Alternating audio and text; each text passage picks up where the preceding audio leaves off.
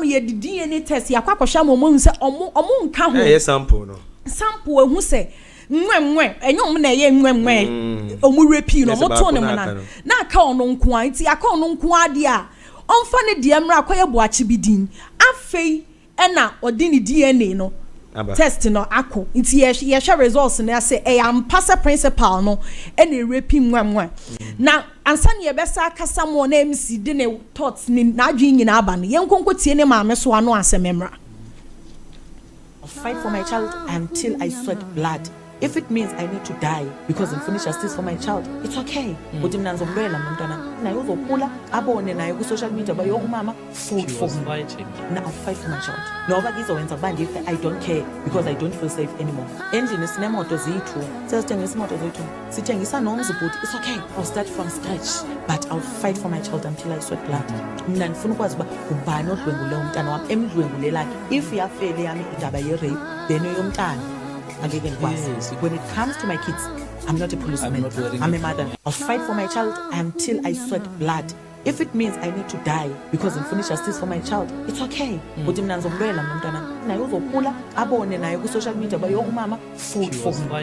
Now I'll fight for my child. No bagizo wenza bandi if I don't care because I don't feel safe anymore. MC, wo share video ya born first ene maame ne so de na. Say na osi hu no. Ka God's love na misha so ma me kwan se me nkasa bi asem we are ho and asem we see last year around September mu honum na asem we see here ti afi no mo call for justice for nwe na asem ncheche mu ni Accra Nico School Bellevue work Cape Town South Africa ma piano crew. Okay. Now one very Monday evening wapon also coffee time also no the coffee no one cause our time it's not papa cry no was na ntina abosi akwa no say akwa ne mafie nti mu na akwa ne ba fie enhya ase open school no emesa de na plan work say ni pamiensa na gardener ana sa one random guy bi so school mo ana principal no nti akwa ne akogina bontin twen ne bus e ho na gardener ne bus say akwa ne sa go back to classroom no nkopra na akwa odi 7 years there anka prafa no be e na wo gardener also see school mo yinti me say plan work no no ti akwa ne de ojitu mi so ba kopra nti wo pra na so wan hu de na otwa hwe o collapse ya no do be wan se ni ate a e gardener na o ka se o mbra back no e se jan chen se bas na banti won kofru nkofie gardener no nti akwa ne kofie o ma me se na ne nti na ne do abale se o se ma me yem ya no se na e fast na ko washroom no nim se bia ne yem o pese o yiye ne hu ya na se bibisa akwa ne saba no complain se na ya ase ne na ma me se e den ne how no se bibia ha me ma ba se me filise ma ya ase me nti ma me ne de o sheda fa ne se bia wa bre ana se ne yem na yem to ma ne nduro bi ne ade pese o mo nkoda ahoma kine ma me si wan wantimi anda akwa ne su into henchiremu na ese principal no any gardener no any sa random guy no mo ye plan omo set trap na nya akra no omo ni na anim ho bi nti kodu police for enim ewo Cape Town South Africa capital town e kodu manim so mo ye investigation ne ade the investigation e cause omanya the DNA sample of gardener no and a random guy no aka principal for ade brass there bi nipa 2 na omuji omutum so ma anya ade no omo de omo sample ko na wo principal na school ni ode ya no wo hwe school ni so no hwe ma ne yeyi no so wo mfa ode mba na che so na yes ade no wo na wo yes ade no so wo fa ode mba de nti omo twe ni free last year na ana this year after say ye di new year na ode koye ode ne sample ne koye nti say omo so hwehwehwem na say ko ba say papa ne de a ene edi be ye ne pa na hwe no koye oye broni na unim say eba social media say issue we see na nwenwe maame e kasafa ho no eye principal no yes apart from so deny say obeteki DNA no osa eyi to nwenwe e free school mu honom that time na nwenwe nko school but not the hospital we hye ne ho yare that time na wonko school say abrofo kwa outside aye njai wo sase akra bi won magana ha say be 1 week na akra ni nko school enti principal no ni wetiane nwenwe e fight for the life but o go ahead they say obey na di because of so on school and na face so no or threatening ayam wenwe mame say wenwe mame tarnish ni image that time one no na wenwe mame mfa case ni nya say ye omo ye demonstration ni ade it's in a way no me hu ni say obo wenwe mame hu send ye be ya wenwe mame ntimi mfa case ni nko feda because we so the assembly court without say who ni evidence so that time me betimi akasem wenwe mame ni evidence so who ka say principal rape you badia. That means tarnish school ni image. Who person crofo be you omo free honum. And these are the three things principal no at the bone henya. Now so ultimately say so no akasa tena ho ne ma me tena ho adwen ho ultimately say yeah nti I was or de ekọ baabi I was say ekọ demonstration ekọ so nti me pacho JB boma yenhwe demonstration let me say Cape Town.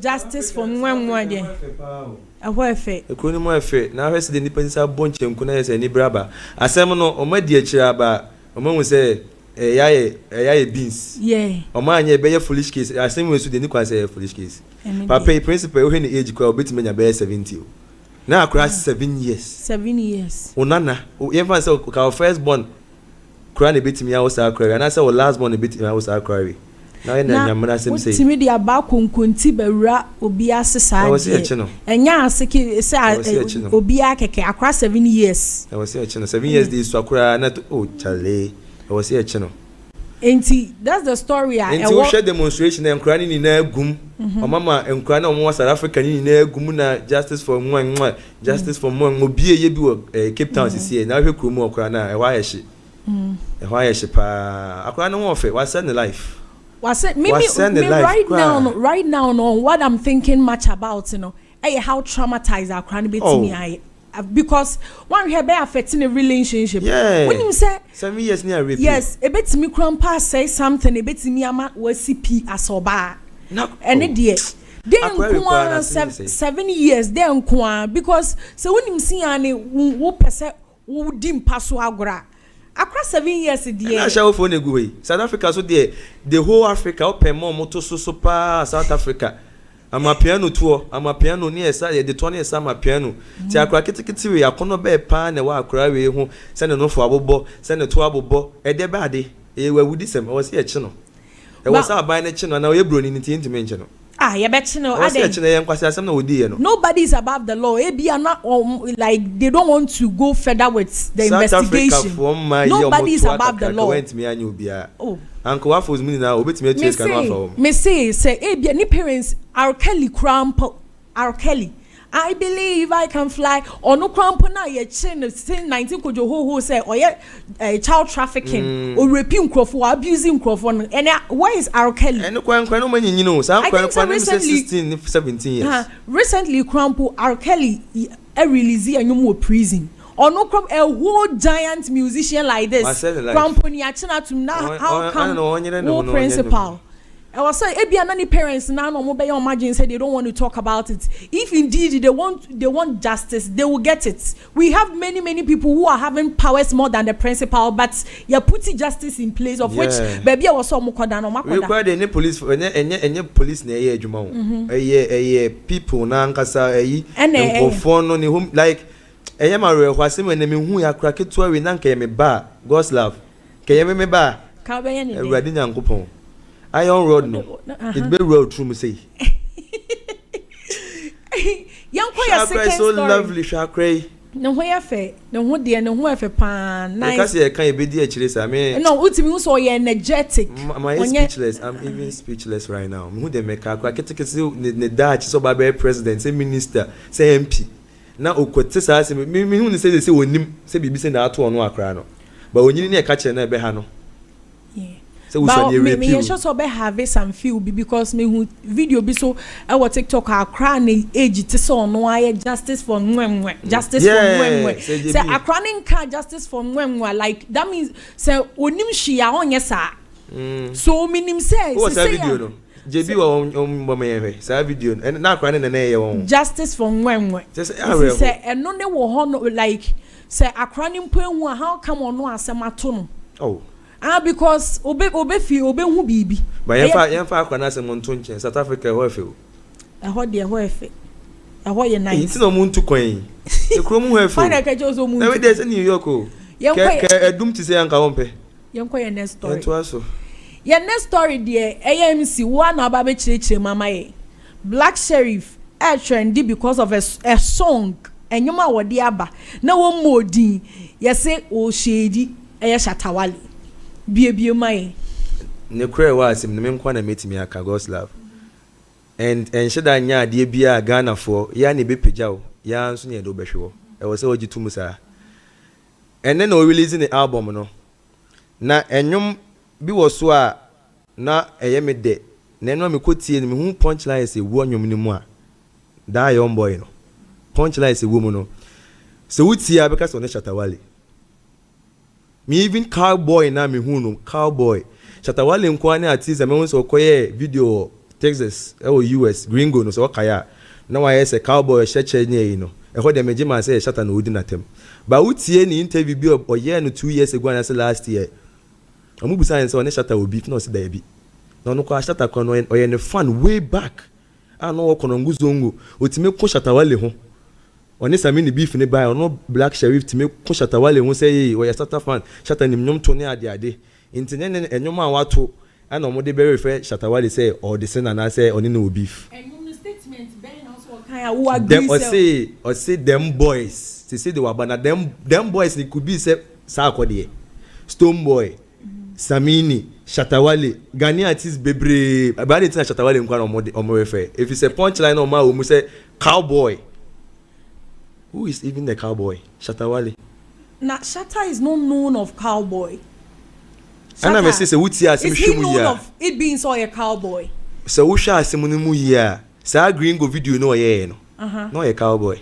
That is the music video of Gringos. Shout out to my Gringo. That is it. That is what or no address it because that is the storyline of the song. Yeah. Make sure make sure she about like ooh right is that not that song when like no one kasa that is the storyline so obi any honoma wenim say Shatawale a friend cowboy you ka pa it gives a signal of Shatawale God's love TV ya kasa SMA it gives a signal of Shatawale but ya ka cowboy I don't know the reason why people are dragging this on Twitter like when we talk about pa SM and I see a kase you make some memes bia we know say we are talking about Shatawale but God's love e was so who say Ghana na e wono Ghana and I make us say yani be pejao so who could dim kwase asema na ya friend nipa miense bi ni akohye ba bi ni asa abo fom so Ghana yani be pejao udim kwa asema na ya asa friend nipa miense ni akobo nchenku ni asa abo fom sa na yetie but I was very very happy when I saw the reply from Shatawale. Can you read it for me? Ana mama kwame here. Read it. If you follow Shatawale Instagram, IG. If you follow Ghanaians, you even think say God is not there. We the Ghana for because Yankopon kure ni ho. I never hear say you say Shatawale this, Shatawale that.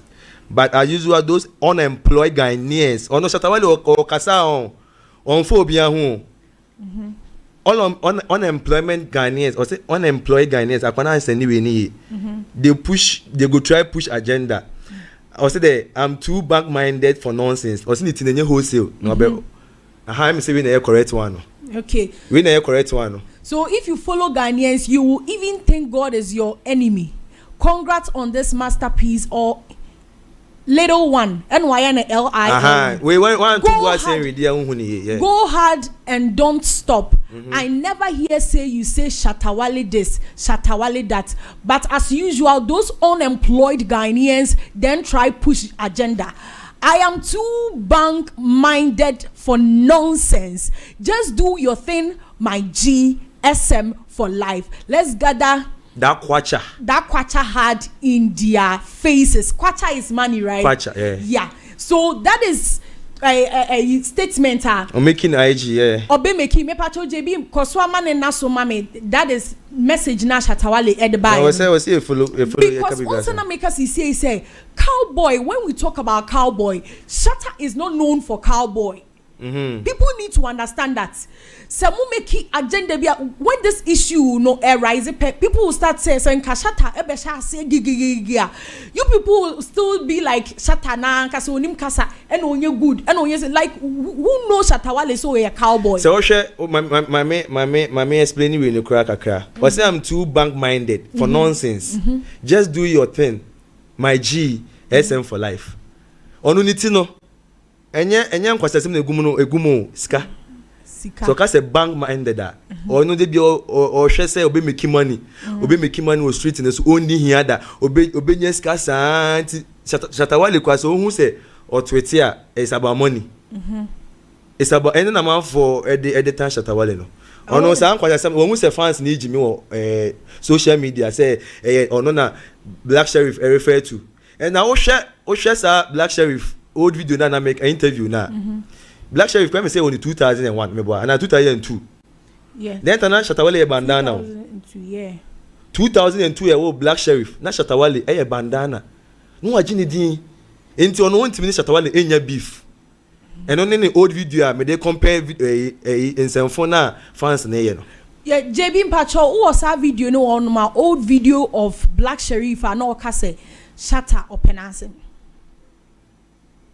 Okay. Ne mo fancha ye ni sa video no e wo honom. Nti obeka say let's make that kwacha hard. It's kind of here Black Sheriff. Me no win beef. Nti we Shatawale are very smart. Nti no di ka be congratulate you no. But you're a very smart guy. Who said tweet na ekoso no ene na ma be fontain time so no ye fast no say man ko ye bibia meka say e koma minti na maka manu atum no. Ne nyum ba ku bi so me hu say na nkrofo so e dey tag ya ma Kofi Adoma wanwani. Say o kasafa Kofi Adoma wanwani hu. People also made that statement. Really? I saw it on TikTok. Okay. No, and I don't know the reason why album be bad. Now people are like they are looking for H's on it to talk about it. And right now, my problem here is when we talk of unemployed. Social media, I know me unemployed. Certainly need to know that, like I was so ohusa, and also those unemployed people are pushed you for you to be where you are right now. So if you want to correct Ghanaians of how they should speak out, how I was so more sama, you need to find a different channel, not like you using that they are unemployed. Because we have people who are they have jobs, they do whatever that they do, but still they come online to see what is going on. And see, first of all, that message now Shatawale Dubai, it is okay. Because to me, I don't know Shatawale of it being said or a cowboy. No, I don't know him say or yes. Oka pa obia directed to SM. But cowboy me hunesa. So if the Ghanaians want to put an agenda between Shatta and Black Sheriff, God's love. I'm coming. I'm making a statement. I'm coming. Okay. Say bia omo be meki omo pushy agenda dia. Stoneboy fan. Me no be a fan. Sir, me be a fan. Still see kasam kasi bia obim. There be. Say bia omo person mu pushy agenda bi. Na Shatta who say agenda ni agenda bia on par. We have many ways of you correcting Ghanaians. They said they should put a stop to it because we need to promote the song. We need to promote the album. That's what Black Sheriff is looking for. Not H's, of which that H's now more fine is not true.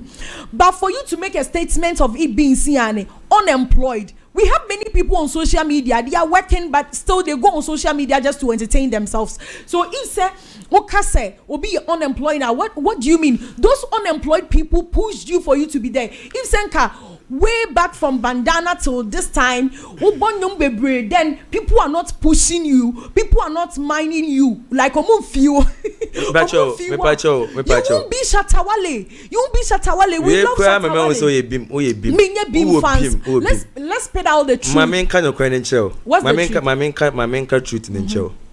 Shatawale uchin kwase asem.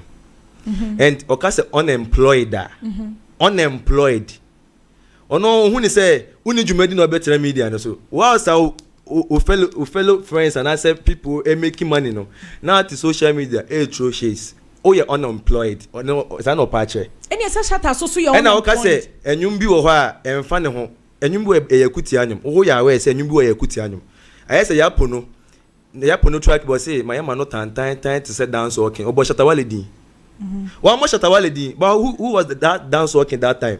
Shatawale, and all the boys saw a dance working. Into say, my man not time to say dance working now, and Shatawale no worker. But so money di. But we can say cowboy ya, and you know we say we see mu ye, we say we see you, but she that see mu ye, we better Shatawale ase. And I bet fans in this was, and I bet Shatawale ase. Into no or can say unemployed and the fans in Kahon. Fans in Kahon. Now how can say me did me fan at them? Obia or ya Shata fan bia and tolerate this asem we. They make what you say. Into all quad the amount for.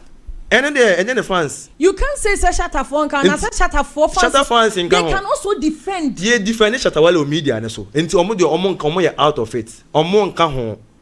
Say Shatta ka say Ghana for ye. Yemfa say Ghana for ye nkwase afo. Excluding Shatta fans. Ono na kan na like me the example keke. When a wo can say me say the yemfa say me the example. Me the Shatta ka bibisa. Yeah, Shatta fans in him say yenka ho. Any ye wona wonka ho. Me dem enka ho, na Shatta film me him say Shatawale ndi na tem. Obet me do ma me atem. There be. Adentia. Ona e wo ubu no. Me so me pe Shatawale as me bu no. Ti I can insult. I will always defend Shatawale. Enti so say this message here we ma me read baby or can unemployed or say I never hear say you.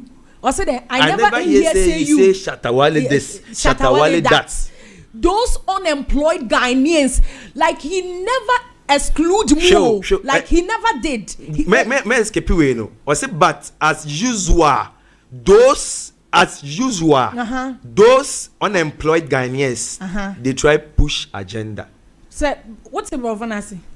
Or say but as usual, those unemployed, of which one is specifically seeing SM fans, excluded. Okay, those are into one out. No, yes, SM fan. I remember my mom said Shatawale did my demo. If you say Shatta fan be a defending, no. What they make can say? So don't speak for seeing Shatta patch say statements no make here no. Shatta fans, you can't name your casa. SM fans for you can't name say they see communicate. Who knows? SM for any name say they see communicate. SM for and any one here say into G2 Musa Shatawale. Me the main gene too. Enti na be say who Stone Boy no. Me need Stone Boy fans but they be dia no. Who is Stone Boy fans? Who is Beam? Who is Beam? And can say we can wonka. No. But can say we want can say we did Ghana phone nothing. Who can was say who say na anything na Shatta fans no more yes and na Shatawale in the fans no more yes if you say me say dey we Stone Boy fans Stone Boy fans uti omo na yes dey o media and so say anyway Shatawale or come or refer to Shatawale na all this no Shatawale no need wo beef ba enye ono a for CBB I Beam fans na yes no media no so trending trending news na ekoso na omo na Stone Boy fans Shatawale fans bien ho beba say mama can say me show issue na aba sisi eni between things so either say it could be say Shatta fans so ehu and they are talking about it say omu didi omu boss attack against or for Debbie, see, me say me the way you, but I'm telling you, say the issue nearby for it say, Shatawale be make that statement, you know. It could be say Shatta fans so soon and they don't agree and they are talking about it, and it could be so see Stone Boy fans and yes, it could be anybody at all, and specific on it, see a statement no make you know or can at the ama. And Crawford say mo we mo di omo nka ho because right now this issue we don't know if we beam side or Shatta fans. So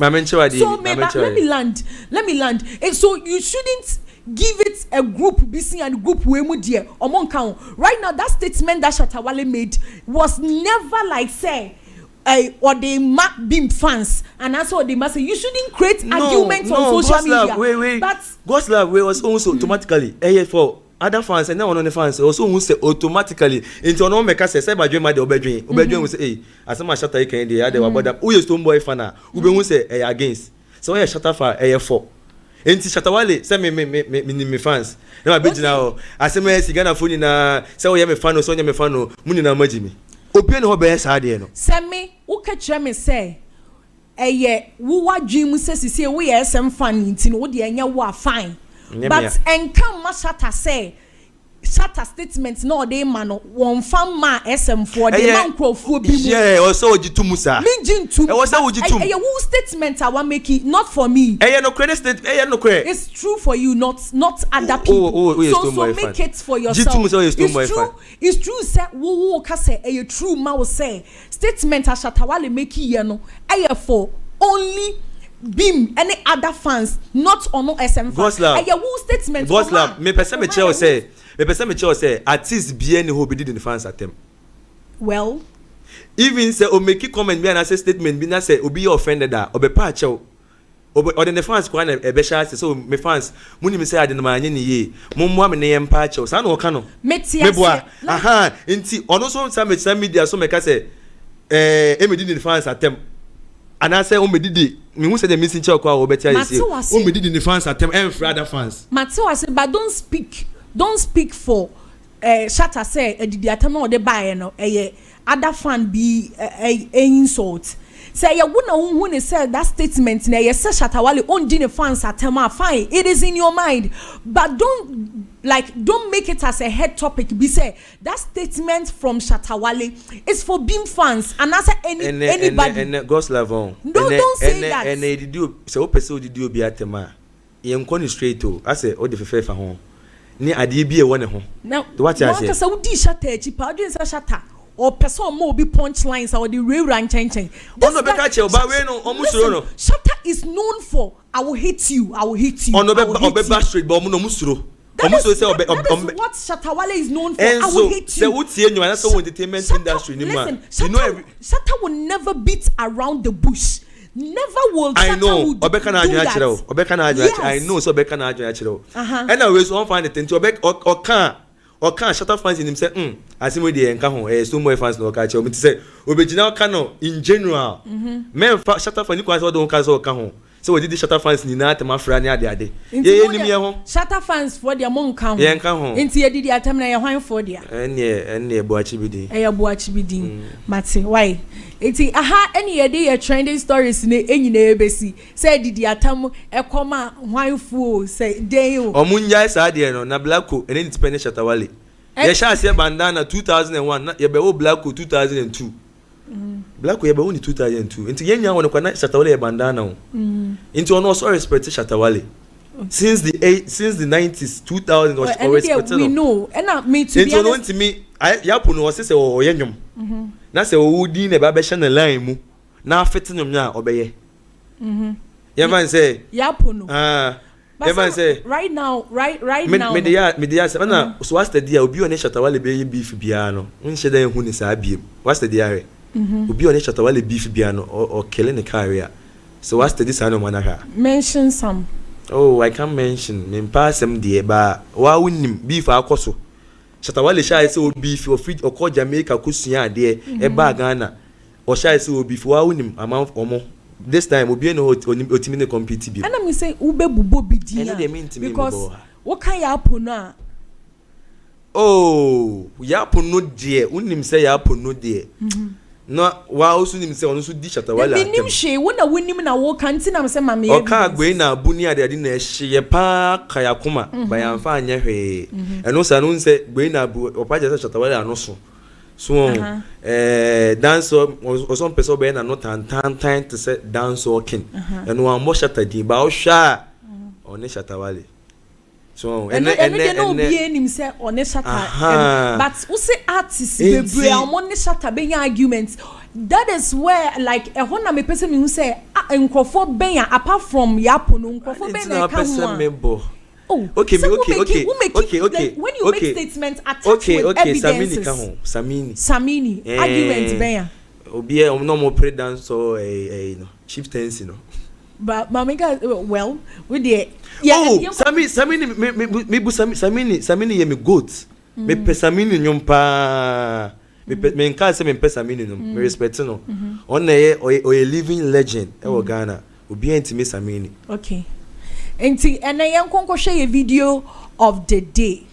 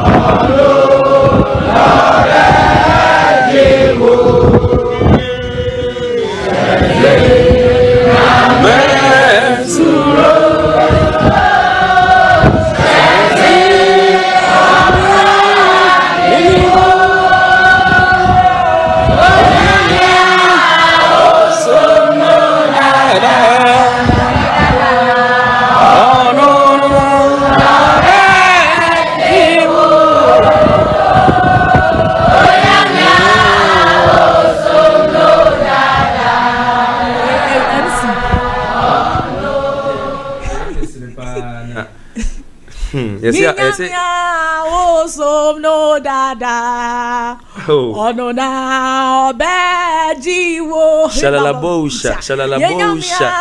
So no dada. Oh no na. Omo to you no. No bejiwo. Baku suni. O say ebinima yebiko. Peter Pone Daniel. Yes. Wonina. Mamma mia. Wayebiko. The Holy Spirit is coming. Ofa wasem. Come on. Osa yarewa. Kaish. Otutu ahumbone. Ewo one pencil. Ene woni hobiem. Erade. Afina drew me ne God love so ebeka ho asem. Na me say abuo bia ka wo. Abuo bia ka wo. Abuo kese bia ka wo. Na abuo no ka wo ne say mi hu kremonia otu nyame nom da. Once on one ye na ni one imprege. Na ni one imprege.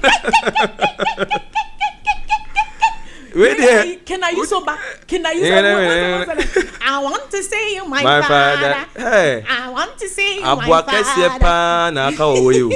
Nanka kremonia wo mox. Chese nyame nyom fa ho be. Nyame nyom ne fa ho be. Ana bonsanfo no motata mo ye proma so mo she boot e na e bo mo so. Wa be ka no kre. Oh, it's very funny. O share funny ba Nyankopon the greatest. Untimi fa Nyankopon to nchen. Everything God first.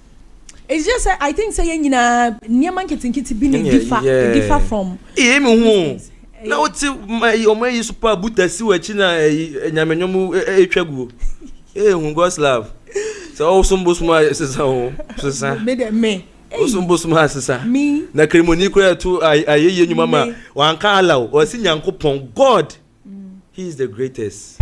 So video of the day and I share no midi at the God's love afum TETE MMOFRA Akohunu short trends and ye de bro de biada se who me wo eye o phone so with TV so baby bia hu me bia nya me nko na me di dwuma hu hene ana me di hu hema me wa abrante fine MC Oma to the fucking sterling. To the fucking sterling. Hey, ready. Mr. Make a program this Saturday. Ewo pullers, ballers night to park in here. And so Cabinyan one now Kwako Jami and Kabem the park. To park, we are coming for you. 2 PS, we are coming for you. Ballers night. Also, you do go amensi. Unis kamema ho. Ya be top bottles. Every scar in Saka home. It's coming into 2 years. If see Yeska, well, him. Enti aha ene yedimu ebesi yen ko kra ne bebe bia so ye de beba besomo